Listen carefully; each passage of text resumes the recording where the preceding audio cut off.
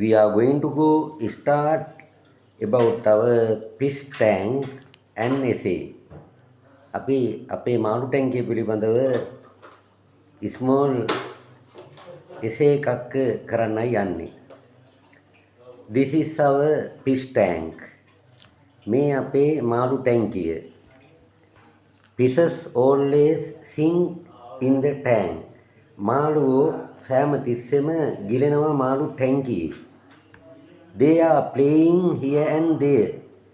ඒගොල්ලෝ එහෙ මෙහෙ සෙල්ලම් කරමින් සිටී.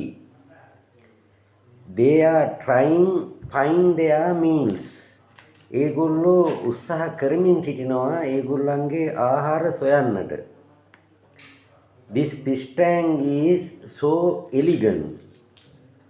මේ මාළු ටැංකිය මනබඳනාසුළුයි. ආදරණීය දුවේ පුතේ ලස්සනයි කියන්නට beautiful කියලා හැමදාම කියන්න එපා.